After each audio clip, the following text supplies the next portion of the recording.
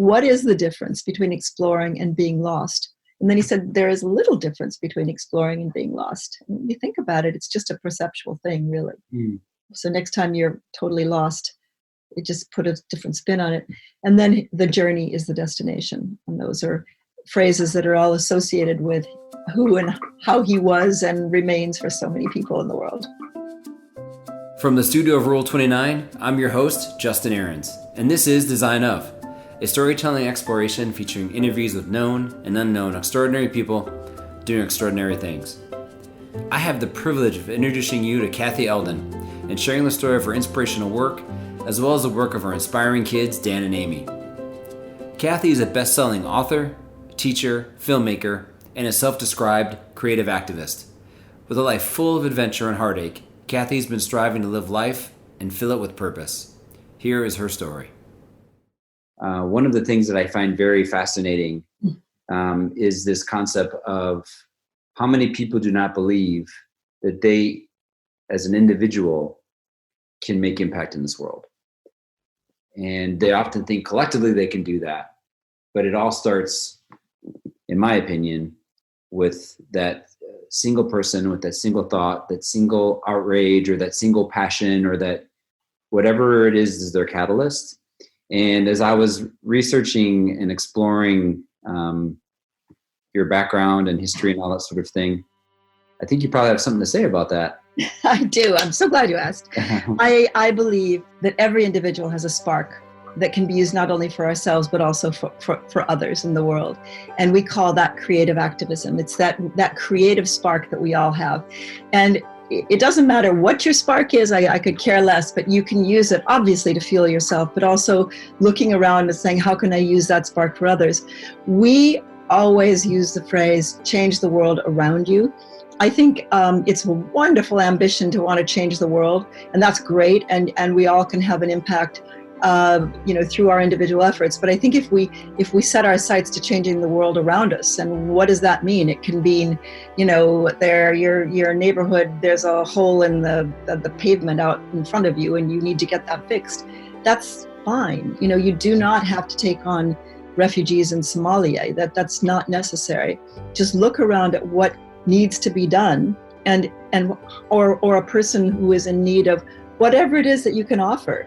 And if you're a granny, maybe you can babysit or, tell stories. Honestly, it doesn't matter what is fueling you, but just think about the joy that you can get from using that spark to help others. Because that is the essence, really, of true happiness. And my friend Rocco Bellich, who was a dear friend of Dan's and Amy's, did a film called Happy. And he went around the world, and the film begins with a rickshaw driver and his, I don't know how many children, living in a cardboard box in India. And he is honestly one of the happiest people in the world.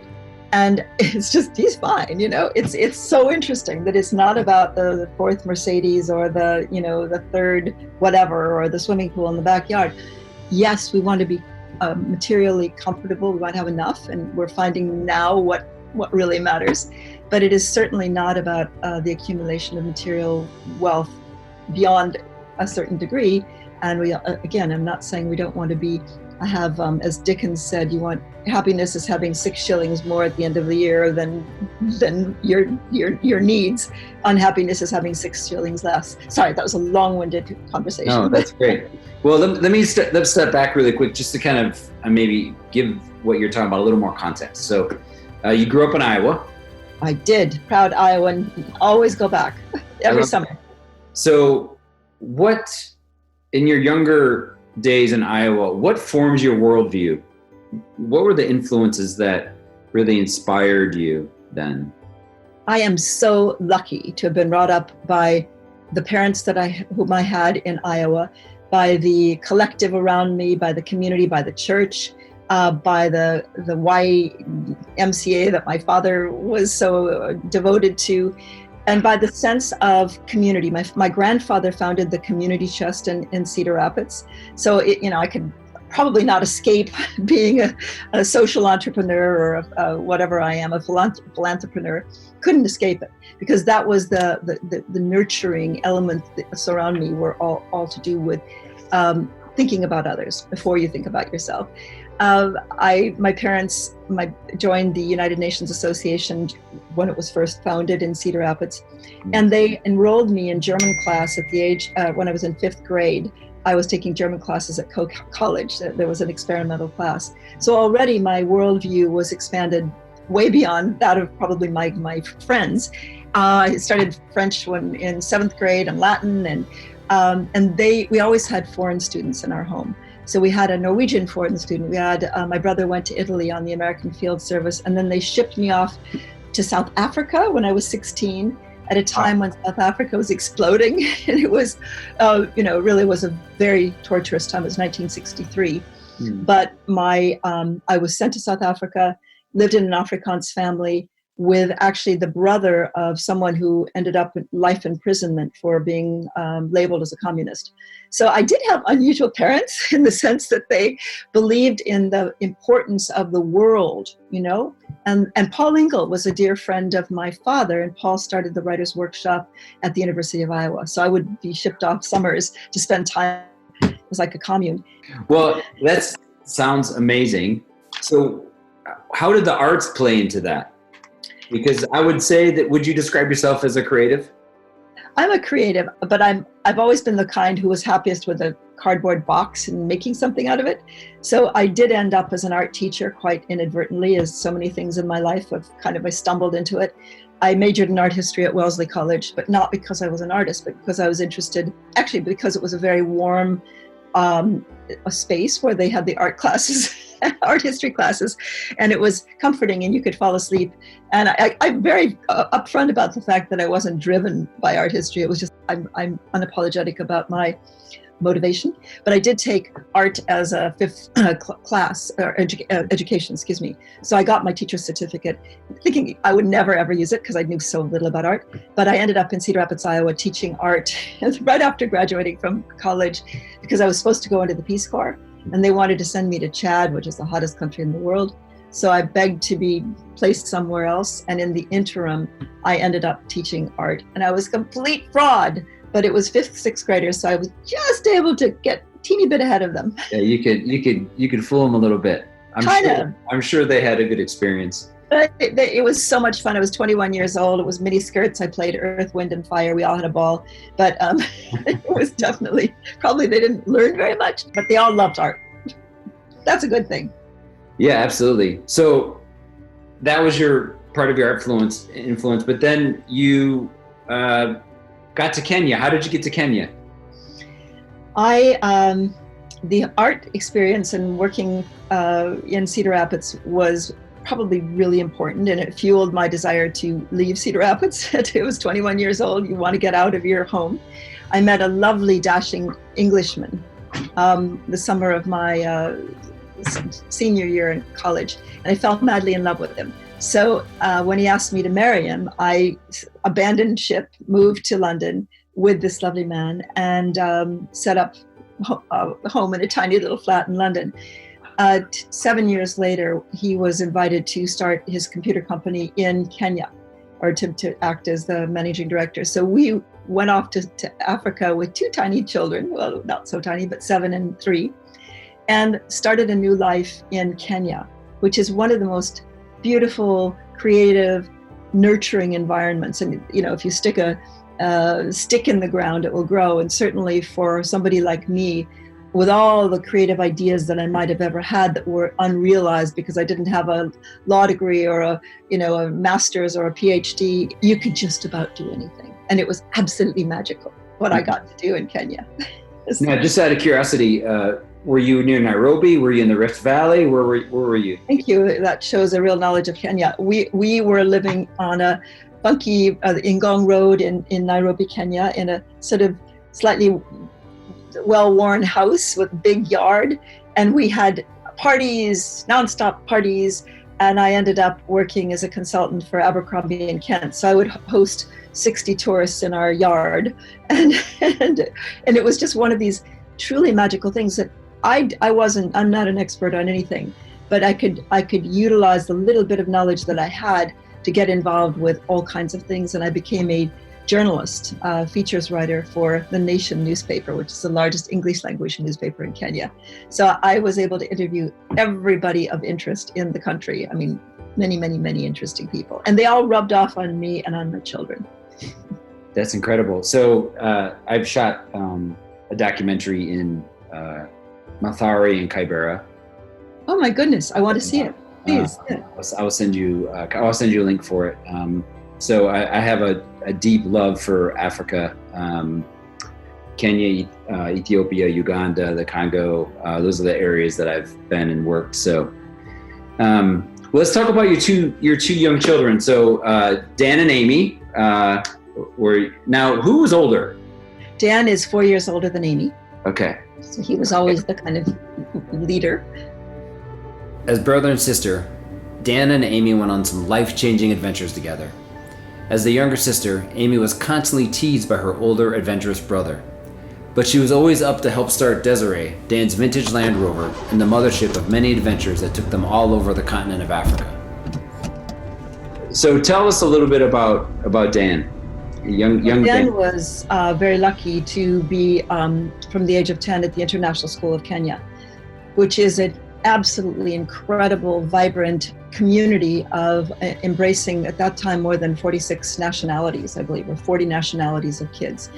So he grew up with an awareness of the commonality, the way we're all bound together. He didn't really see color because A, everybody in Kenya is black mostly, and B, at the international school, they were every possible shade.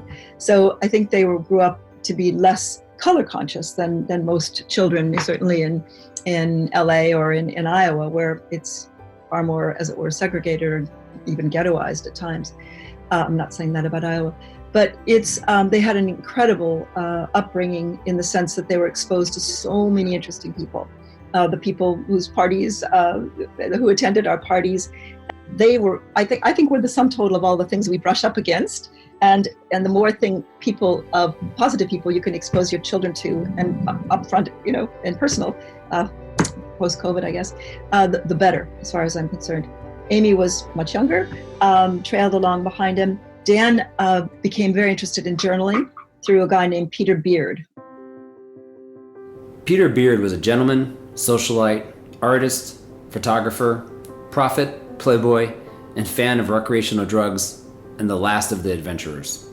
This is what the Observer said after his death in March of 2020. He was an American artist, diarist, and writer who lived and worked in New York City and Kenya. His photographs of Africa, African animals, and the journals that often integrated his photographs have been widely shown and published since the 1960s. He led a legendary life of travel, community, and art.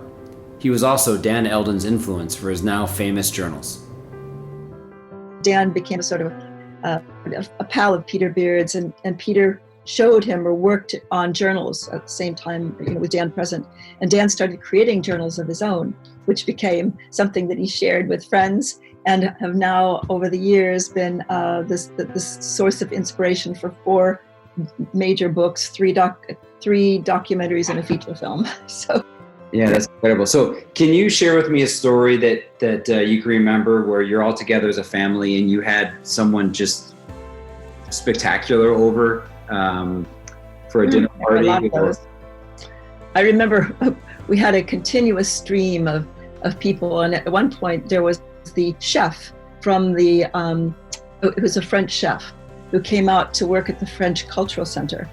And I would invite him to come out every Saturday and cook with and for us. But I was always very bad about buying the ingredients. And I remember one day he appeared, and I had built a hut in the garden that could seat 60 people because we entertained so much for Abercrombie and Kent. And one day we'd invited quite a number of people to celebrate and enjoy the deliciousness of this wonderful French chef's cuisine. But apparently when he arrived in my kitchen, because I wasn't really very conscientious about buying food, all he had was mangoes, and I think mangoes and rice. So he constructed for us a meal entirely composed of variations on mango, mango soup, and then there was a mango curried rice, and then there was a mango ice cream, and it just was ridiculous. But Dan at one point got so fed up with the number of guests that we had flowing through our house that he ended up on the roof. And our cook, William, tried to tempt him down with some chocolate mousse, but it was like, no, I'm fine, I'm good, just leave me alone. So they had to be fairly, relaxed around strangers, I will say. Yeah. Well, Kenya is the few times I've been to Kenya. Kenya also feels like one of those countries who, maybe more than most, has been quote unquote stable-ish, and tends to be very international in its traffic as far as people that you see there, whether that's from tourism or NGOs or whatever. That's one thing I've always noticed and really loved about being there, is it feels like a very international, especially Nairobi.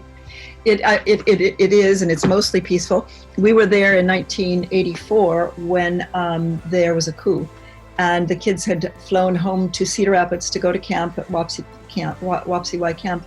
And tragically, there was a coup by the Air Force. The 1982 Kenyan coup d'etat was a failed attempt to overthrow President Moi's government.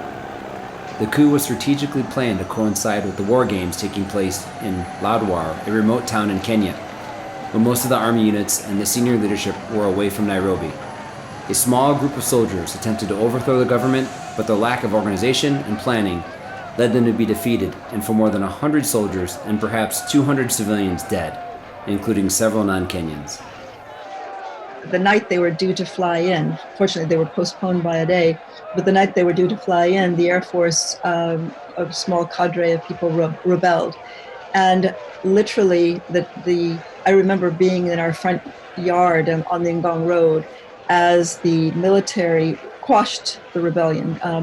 President Moi's people quashed the rebellion, and watching these tanks, well, not tanks, but just giant trucks go by with guys in their sunglasses, and it was very, very threatening and very scary, and a number of people died.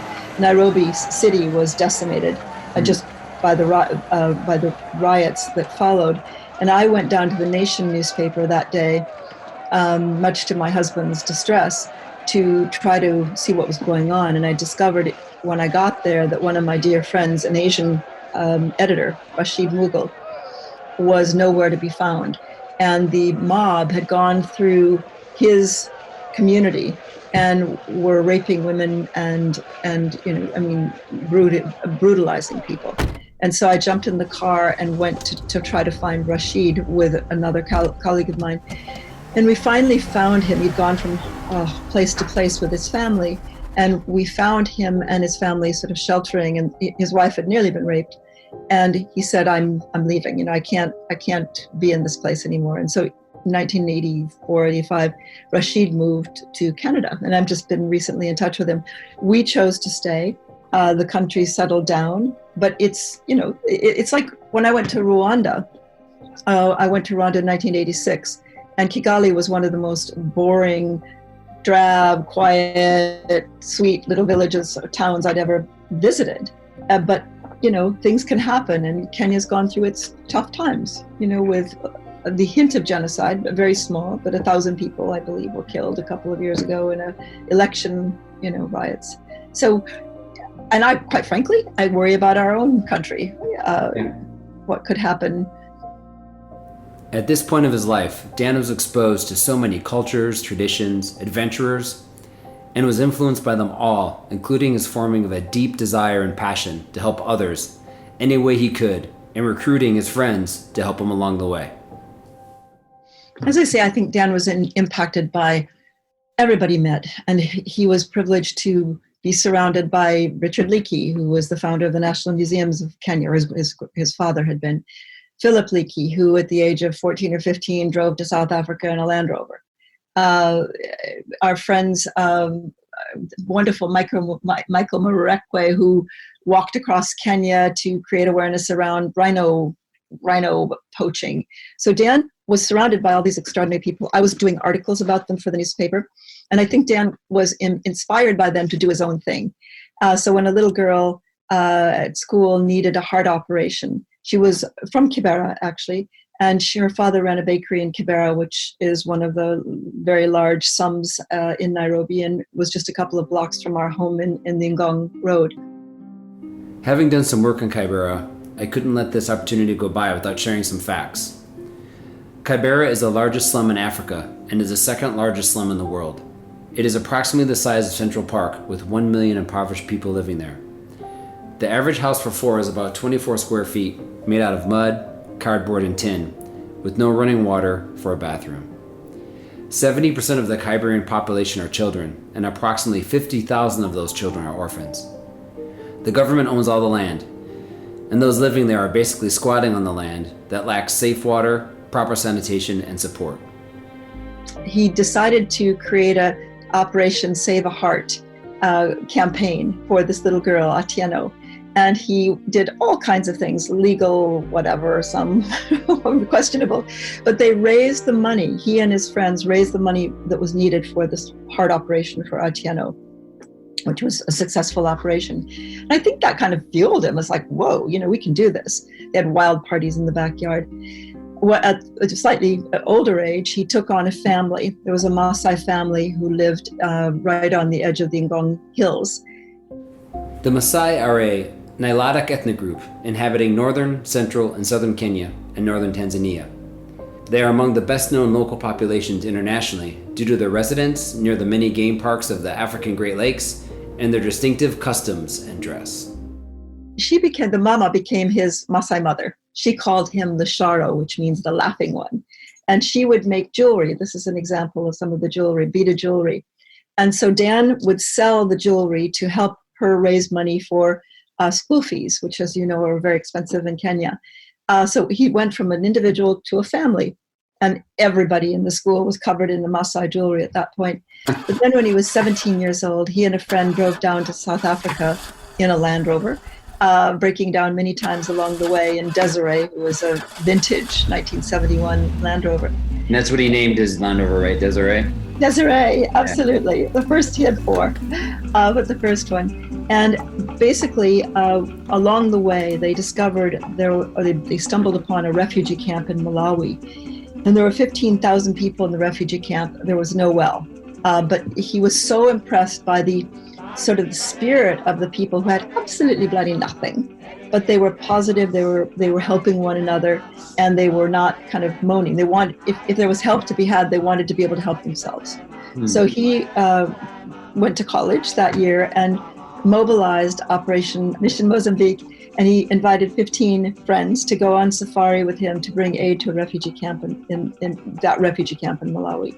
So the friends included Christopher Nolan, the most famous director practically of our time. It included Jeff Gettleman, who's now the bureau chief for the New York Times in East Asia. It included Rocco Bellic, who was nominated for an Oscar for his film Genghis Blues. Eleanor Tatum, who is the publisher of the Amsterdam News in New York, Amy Eldon, who was nominated for an Emmy for her work as a filmmaker. So 15 kids, everyone's lives were radically shifted because they found the power they had to change the world around them and have fun along the way. If you're thinking Christopher Nolan, yes, that Christopher Nolan, director of Memento, Inception, The Dark Knight trilogy, and Dunkirk, just to name a few. This whole crew of young adventurers was an incredibly impressive group of young minds. That's incredible. Christopher Nolan, huh? I didn't see that part of the story. Wow, that's amazing. And they met at school? Yeah, Rocco heard, it was a funny story. Rocco had heard about this guy, Dan Eldon, who was leading this group. And so Rocco called him. He was in Chicago, and he called Mr. Dan Eldon. And Dan was renting a room in a fraternity. He was attending extension classes at UCLA, renting a room at a fraternity. And I sort of think that Rocco ended up visiting Dan, all dressed up in a suit and tie, to visit this Mr. Eldon. And Dan, was standing there in his, boxers at the front door of the fraternity. And it was clearly not what he had expected. But Rocco signed up, painted houses all summer, and invited his friend Christopher Nolan. Wow, that's so cool. So from there, Dan continued to pursue adventure and helping others. Along the way, attending 4 colleges too, by the way, we were very adamant that he should have some form of formal education, but he had an education fund. He was really lucky that his grandparents had created an education fund, but he didn't want to spend it on a conventional education. So he convinced somehow his grandparents that he could be allowed to invest in this dilapidated old Land Rover and go on that trip across Africa, which was obviously far more beneficial to him than a semester doing anything in the world. You learn more. He said, I will learn more about economics by bargaining in a souk. He interspersed the adventure and exploration. Safari is a way of life, to explore the known and unknown, distant and near, to see with the eyes of a child all traces of horror, utopia, or hell. That was his mission statement for Safari as a way of life. And his other, he said, what is the difference between exploring and being lost? And then he said, there is little difference between exploring and being lost. When you think about it, it's just a perceptual thing, really. So next time you're totally lost, you just put a different spin on it.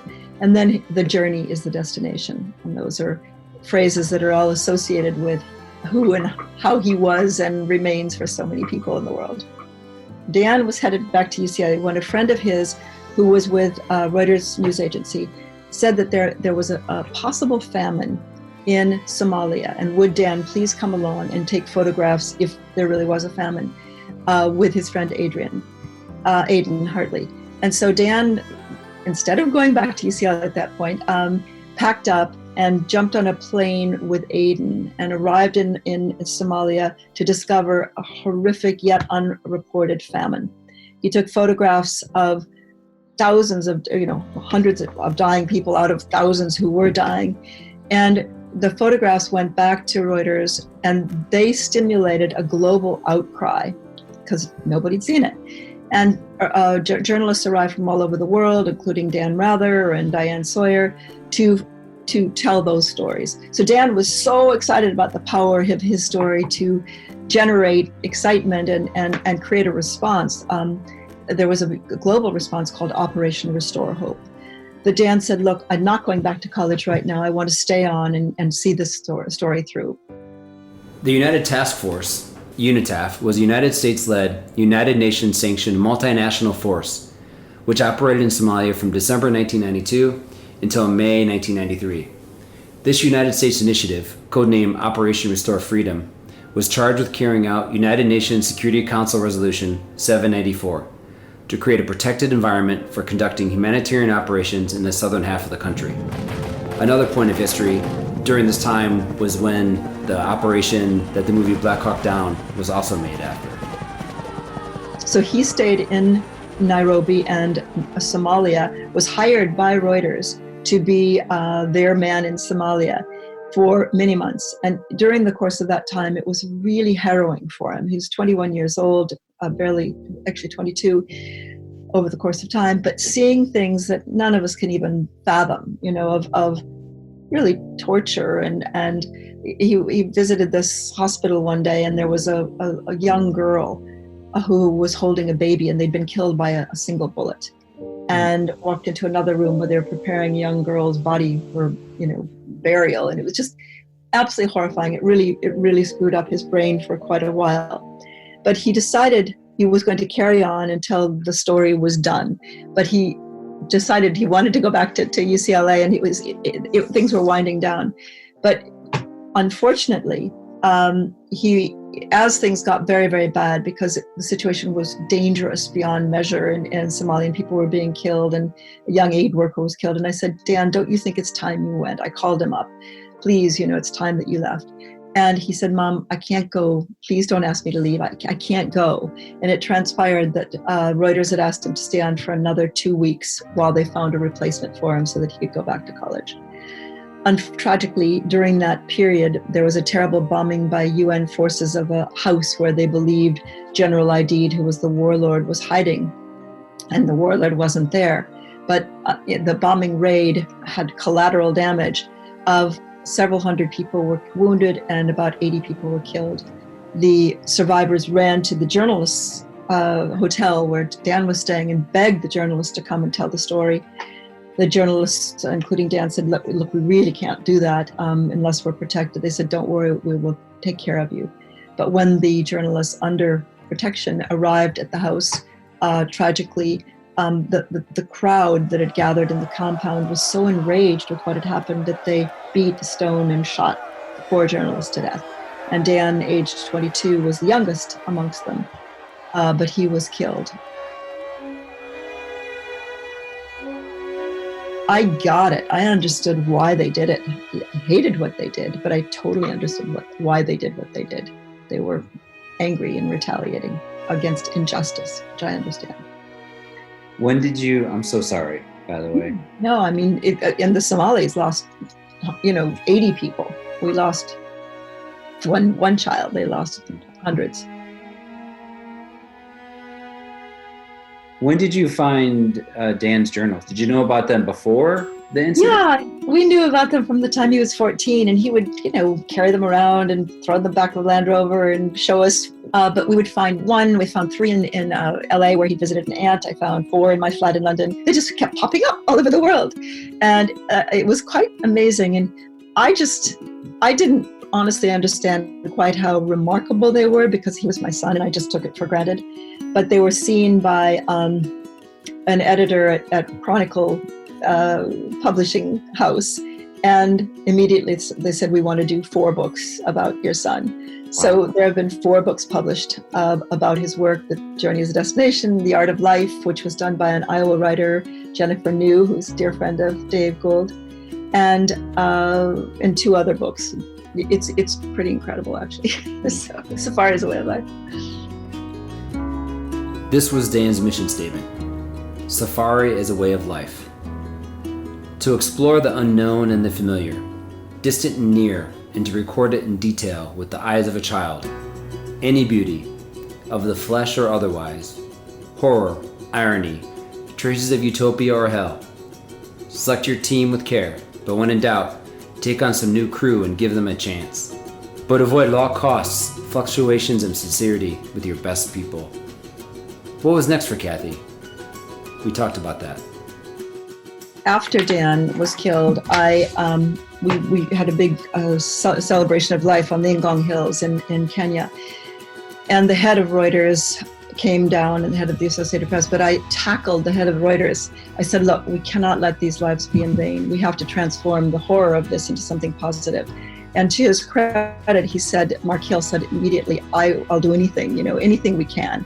And so together with the Associated Press, we started tackling things, and we created conferences and seminars. We did a book called Images of Conflict, a traveling exhibit that went to 10 countries and just focused on safety of journalists at risk. And really that became my kind of fuel during that time. And it's so often the case where someone, particularly mothers, I will say, where something has happened to a child, they will make it their purpose to, whether it's mothers against drunk driving or opioids or whatever it is, often people will try to transform that into something positive. And it certainly doesn't have to be a major endeavor. It can be creating a little fund for a kid down the road, in memory of your child. But I think for me, the act of doing that was my survival. And I think the pain of grief could have just completely immolated me. I mean, I would have died inside and probably outside as well if I hadn't done it. Well, thank you for doing that, because from that, is that where you and Amy came up with the creative visions? Well, yeah, actually, we started off focused on journalists, and then we realized that in all that endeavor, we were still grieving, horrified, deeply. And everybody watching this, listening to this, is going to have an experience of loss, multiple experiences of loss, and will know the power of grief. And at one point, I was talking to Amy, and she dropped out of college, and she said, Mom, I can't go on. I can't do this. And I was sort of looking around the room, and I caught sight of a dream catcher in my bedroom. And I said, Amy, I know you can make an angel catcher. And she said, what's that? And I said, oh, it's a book to capture the memories of Dan and everything about him. She was forgetting, after about a year, you tend to forget the memories and the way the voice sounded and just the little special bits that your relationship with that person. So at Christmas time, she came back with this big book filled with her memories. And I saw it as a real publishing opportunity, or, for other people. And I've always been a writer and had several books already out. And so we created Angel Catcher, a journal of loss and remembrance, and brought it to Chronicle, which had already taken Dan's book. And the editor had lost her father a week before, burst into tears and said, we're publishing this. So it's now been in print since 1990s and is still right now, with this tragic circumstance of around us with so many deaths, it's still providing comfort. I could not write that book now because I'm not in that space. But that book inspired Soul Catcher and then Love Catcher after it. So, it's really taking the experiences that happen to us and using them as fodder for creative expression. So it's beyond thrival. After chatting about her books, we talked about the movie she produced of Dan's life called The Journey is the Destination, which, by the way, you can now watch on Netflix. From there, we shifted as I talked to her about the current state of the world and how her work with Creative Visions, which is aimed to help ignite social change globally through the network of creative activists and the power of media and the arts, can be engaged with the current state of everything. Since 1998, I've been deeply involved with an organization called Creative Visions, which I founded, and my daughter was in college when we started Creative Visions. And we focus on people using art, music, dance, drama, film, journalism, but it's all about storytelling, because storytelling is the essence of everything. And you right now are being an extraordinary storyteller and sharing yours and other people's stories to inspire people to react and act. So that's what we do with Creative Visions. And we've worked with hundreds of projects and productions, thousands of people, touched 100 million people, we reckon, through the productions that have gone through Creative Visions, and 1 million school kids through Rock Your World. The statistics are meaningless, but really, what does that translate into? What kind of impact does it translate into? So over the last 2.5 months, we've really pivoted quite drastically. Our Rock Your World program is now supporting educators, parents at home, youth who are so profoundly impacted by this. I mean, it just, honestly, when I think about the devastation of their lives, and yes, there are many wonderful aspects of it, but these kids are facing a deeply uncertain future, as are we all, but they're young and their hopes and dreams are really being impacted. So how do we equip them with the belief that they have power to change the world around them, or they can be forces? And that sort of entrepreneurial spirit is really important, and the storytelling around it. So we're doing a lot with Rock Your World, and you can visit it.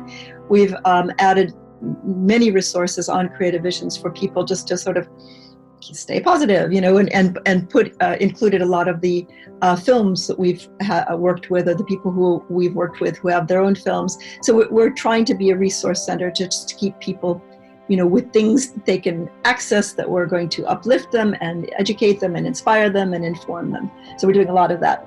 Most recently, we've taken on a project called COVID Smart, and it is an education program to equip business leaders to be able to go back to work. And it's a really cool program online, and we're acting both as a fiscal sponsor, which is the charitable aspect of the program, and also as a marketing entity for this. You say, well, what does that have to do with Creative Visions? We are about communicating solutions to the world's most difficult challenges. And right now, getting back to work really counts as one of the most important things that we can be supporting. Because if we can't get back to work, we remain in a depressed state, both mentally and also society will be depressed. So we're very excited about that. We're working to create we have an impact fund, and now we're creating a space for films that are actually about the COVID situation. Two have come in the last 2 days, and fascinating, of following people all over the world who are dealing with COVID. South Africa, a writer who's locked away on an 11th floor by himself. Japan, a woman who's going through chemo, just on top of COVID. Just fascinating stories. So we are trying very hard to be as relevant as we can be. We're creating even more excitingly, we have the most beautiful place on earth in Malibu, overlooking the ocean. And it's been this vibrant hub of people shoulder to shoulder, barely able to move during our sundowners, which are our gathering places for people to share ideas and thoughts and drink and have fun and tell stories and listen to music. Can't do that right now. So we're creating Creative Visions as Creative Visions virtual. So we've got a studio up there now where we're going to be able to produce weddings and bar mitzvahs and conferences and summits and podcasts and all kinds of things to be able to utilize that space in the most constructive, positive way until we can gather together down the line. But I believe this is enormous opportunities for the people who are listening to you of exploring how do we take our creative spark and how do we, blow oxygen, blow air? Because right now people are feeling down. How do we get that bounce? How do we get back up when we're feeling down? That's another one of the projects.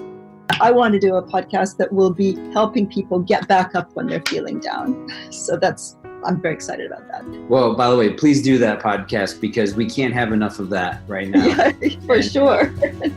One of my favorite concepts is that if we each do the no big deal, I can do that. That's no big deal. Bake cookies, whatever. I can do that. But if we put our no big deal together with other people's no big deal, we can do the never been done before and enjoy the journey. And we should all be enjoying this journey. Goodness knows there's no point in life if we can't have some enjoyment along the way and do some good. Thank you, Kathy, for your endless energy and desire to do what you can to make this world a better place. And to you and Amy for sharing Dan with us all and for generations to come. Safari Salama. I would also like to thank Sleeping at Last for providing our show's soundtrack. For more on Ryan and his music, please go to sleepingatlast.com or search for Sleeping at Last wherever you get your music. To Design Of's audio engineer Steve Wick, who was inspired by this episode and wanted to give you a message of joy. I'm sailing! I'm sailing! I hope you enjoyed this episode as much as I did making it. If so, please give us a ranking on iTunes or wherever you listen to your podcast. Please tell others about our show and stay tuned for the next episode. Follow us on Twitter at Design of Podcast and check out our site at rule29.com/Design of Podcast. See you next episode.